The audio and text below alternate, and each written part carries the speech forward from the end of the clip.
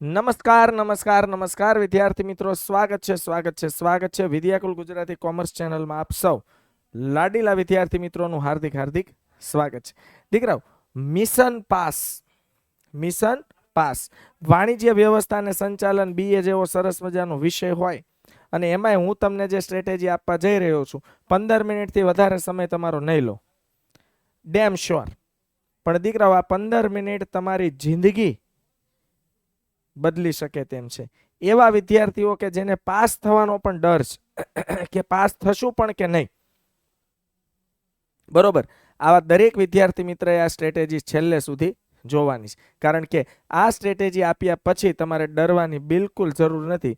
અત્યારે જ, આજથી જ, જેટલા પણ દિવસો આપણી પાસે વધ્યા છે, આ પ્લાનને ફોલો કરવા માંડજો. બરોબર, એવી તમને હું સ્માર્ટ સ્ટ્રેટેજી આપવા માટે જઈ રહ્યો છું. ચાલો, સૌથી પહેલા દીકરાઓ, મને જોઈએ છે તમારો સાથ. કઈ બાબતમાં? કમેન્ટ બોક્સમાં તમારે લખી દેવાનું છે રૂલ विद्याकुल का. गुजरात बोर्ड के हर बच्चे के दिल में रूल किसका? विद्याकुल का. લખી દેજો શોર્ટકટમાં હો, મારે તમને મેઇન કામ મારું સ્ટ્રેટેજી આપવાનું છે આજે.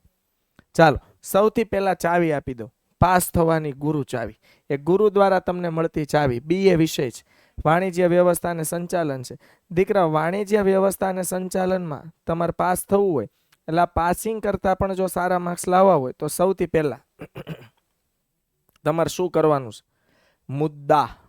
મુદ્દા એ જ ભગવાન, હેડિંગ એ જ ભગવાન.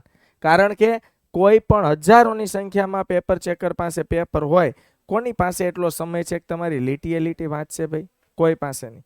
પણ જો તમારો મુદ્દો સાચો, તમારી ઇમેજ સુધરી ગઈ શિક્ષકના મગજમાં, અને સાચો મુદ્દો હશે એટલે ધડાધડ માર્ક્સ આવવાનું શરૂ થશે.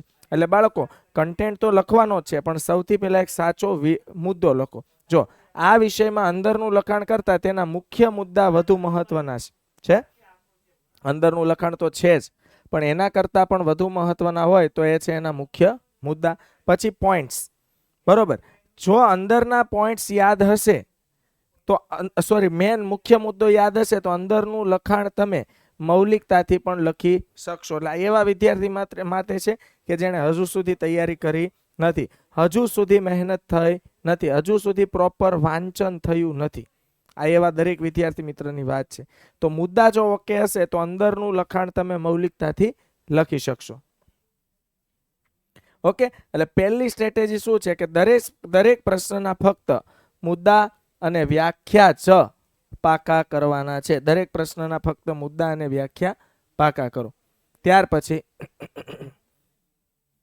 ઓકે વિદ્યાર્થી મિત્રો, વિદ્યાયાત્રા 2.0 માં અમે નીકળવાના છીએ. આ વિડીયો નીચે એક ડિસ્ક્રિપ્શન છે, એમાં એક ફોર્મ છે, ફોર્મ ભરી દેજો. તમારો જે ડેટા આવશે, અમે જ્યારે વિદ્યાયાત્રા 2.0 માં નીકળીશું ત્યારે આ ડેટા પર અમારું લાઈવ લોકેશન મોકલીશું, જેથી કરીને તમારા શહેર, જિલ્લા, ગામ કે નગરમાંથી અમે નીકળીએ ત્યારે તમને જાણ થાય અને તમે અમને મળવા માટે આવી શકો, અથવા એમ કહી શકાય કે અમે તમને મળવા માટે આવી શકીએ. ઓકે, હવે સરળ અને વધુ માર્ક્સ આપતા પ્રકરણ.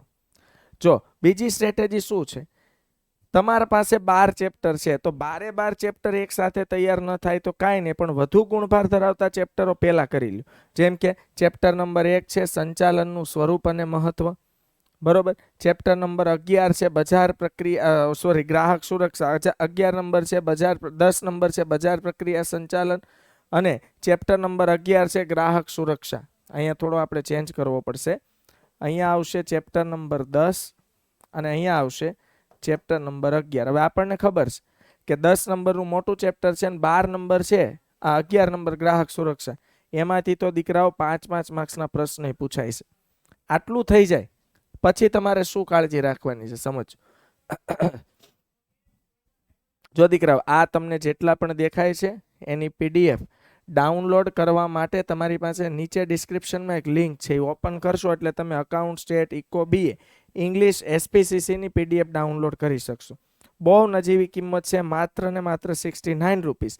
પણ તમારા 20 માર્ક્સના એમસીક્યુ અને 10 માર્ક્સના શોર્ટ ક્વેશ્ચન્સ આના થકી કમ્પ્લીટ ક્લિયર થઈ જશે, કશું બાકી રહેશે નહીં, અને સારામાં સારા માર્ક્સ 30 માર્ક્સ જેટલા માર્ક્સ તમે અહીંથી મેળવી શકશો. હવે કેમ ભાઈ આને શું થાય છે? હવે જો સંચાલનના કાર્યો સ્માર્ટ વર્ક કરો, હાર્ડ વર્ક નહીં. વિદ્યાર્થી મિત્રો, જો તમે સ્માર્ટ વર્ક કરશો ને તો વધુ સારા માર્ક્સ લાવી શકશો. જેમ કે હું એમ કહું કે આયોજન, વ્યવસ્થા તંત્ર, કર્મચારી વ્યવસ્થા, દોરવણી અને અંકુશ, આ જેટલા પણ ચેપ્ટર છે એ સંચાલનના મુખ્ય 5 ચેપ્ટર છે. કારણ કે સંચાલનનું પ્રથમ પગથિયું છે આયોજન અને સંચાલનનું અંતિમ પગથિયું છે અંકુશ. આયોજન, વ્યવસ્થા તંત્ર, કર્મચારી વ્યવસ્થા, દોરવણી અને અંકુશ, બરોબર, આ 5 પગલા ધ્યાનમાં રાખવાના છે. હવે આટલું તમારે ખાસ એમાં કરવાનું છે. જો દરેક કાર્યની વ્યાખ્યા કમ્પ્લીટ કરવાની છે, દરેક કાર્યની લાક્ષણિકતા કરી લેવાની છે, અને પ્રક્રિયા કે તબક્કા, અને આપણને ખબર છે પ્રક્રિયા કે તબક્કાના મુદ્દા ફરજિયાત ક્રમમાં હોવા જોઈએ. એક પણ ક્રમ આડાવડો થવો જોઈએ નહીં. બાકીની વિગતો અત્યારે છોડી દો.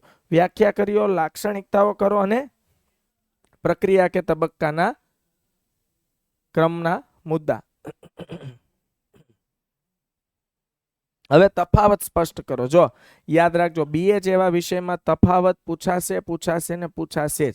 તો તમને એ ખબર હોવી જોઈએ કે તફાવત કયો પૂછાઈ શકે અને કેવી રીતે તફાવતની રજૂઆત કરવી. તો હું તમને આના પછી છે ને બીએ વિષયનું પેપર કેવી રીતે લખવું ને એનો આખો વિડીયો તમારા માટે લઈને આવીશ દીકરો. શું બીએ વિષયનું પેપર કેવી રીતે લખવું એનો આખો વિડીયો લઈને આવીશ. તમે ચિંતા ના કરતા, મસ્ત મજાનો વિડીયો લઈને આવીશ, તમે ટેન્શન ના લેતા. અને એમાં તફાવત કેવી રીતે લખવું હું બતાવીશ. અત્યારે તો કયા તફાવત પૂછાય એના ઉપર ધ્યાન આપો. તો સમય વેતન પ્રથા વર્સિસ કાર્ય વેતન પ્રથા, નાણાકીય બજાર અને મૂડી બજાર, શેર અને ડિબેન્ચર, ભરતી અને પસંદગી. આ તફાવત વ્યવસ્થિત જો કરવામાં આવે તો તફાવતના માર્ક્સ બેઠા મળે. કારણ કે તફાવતમાં વ્યવસ્થિત આપણે શું કરીએ છીએ, આ મુદ્દા પાડીને તફાવત લખતા હોઈએ છીએ. જો આ મુદ્દા, પછી હું અહીંયા લખું છું કે ભાઈ નાણાકીય બજાર અને મૂડી બજાર છે.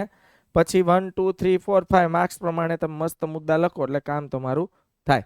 એટલે તફાવતમાં યાદી રાખવાનું કે મુદ્દા સાથે જ તફાવત લખવાનો રહેશે. ત્યાર પછી કેવી રીતે વાંચવું, હાલો બધું આપણી પાસે રેડી છે. હવે પ્રશ્ન એ ઉભો થાય કે વાંચવું કેવી રીતે, બરોબર. જો સૌથી બેસ્ટ ટેકનિક છે લખીને યાદ રાખો. ઘણી વખત વાંચીને કે બોલીને યાદ નથી રહેતું, તો લખશો ને તો તમારું 100% કોન્સન્ટ્રેશન એની અંદર હશે. અને 100% કોન્સન્ટ્રેશન એની અંદર હશે ને એટલે તમે ખૂબ સરળતાથી બધું યાદ રાખી શકશો. જેમ કે જરૂર જણાય તો ચાર્ટ બનાવો. શું જરૂર જણાય તો શું કરવાનું છે દીકરાઓ? ચાર્ટ બનાવવાના છે. દરેક પાઠના મુદ્દાઓનો એક ફ્લો ચાર્ટ બનાવો અને દિવાલ પર લગાવો. શું કરવાનું છે? દરેક પાઠના મુદ્દાઓ જે છે મુદ્દાઓનો ફ્લો ચાર્ટ બનાવો, જો આવી રીતે આમ દિવાલમાં ચીપકાવો. પછી જુઓ તમને કેવું ઝડપથી યાદ રહે. વારંવાર રિવિઝન કરો. જો રોજ સવારે ઉઠીને, આ બહુ પહેલા કરવું જોઈતું હતું પણ કાંઈ વાંધો નહીં, હજી જેટલા દિવસ છે એટલા દિવસ 15-20 મિનિટ કે અડધી કલાકનો સમય કાઢીને રિવિઝન કરી લેવાનું. અને યાદ રાખજો બાળકો, જો તમારે પાસ થવું છે તો છેલ્લા 3 વર્ષના પેપર કમ્પ્લીટ કરી લેવાના. અને એમાં ક્યાંય કોઈ દીકરાઓ અટવાશે નહીં. કારણ કે હું જે તમને જો હજી કહી દઉં, વિભાગ સી, વિભાગ ડી અને વિભાગ ઈ, આ ત્રણેય વિભાગના મોસ્ટ આઈએમપી પ્રશ્નો મેં આપી દીધા છે. અને એ ત્રણેય વિભાગના મોસ્ટ આઈએમપી પ્રશ્નો ગમે ત્યાંથી ઉપાડીને મૂક્યા નથી. છેલ્લા ભૂતકાળના, અહીંયા તો 3 લખ્યું છે મેં, ભૂતકાળના 2017 થી લઈને અત્યાર સુધીના પેપરનું એનાલિસિસ કરીને મોસ્ટ આઈએમપી પ્રશ્નો મૂક્યા છે. એટલે હજુ પણ જેટલા દીકરા દીકરી હોય વિભાગ સી, વિભાગ ડી અને વિભાગ ઈના આઈએમપી પ્રશ્નો નથી જોયા તો એ ખાસ જોઈ લેજો.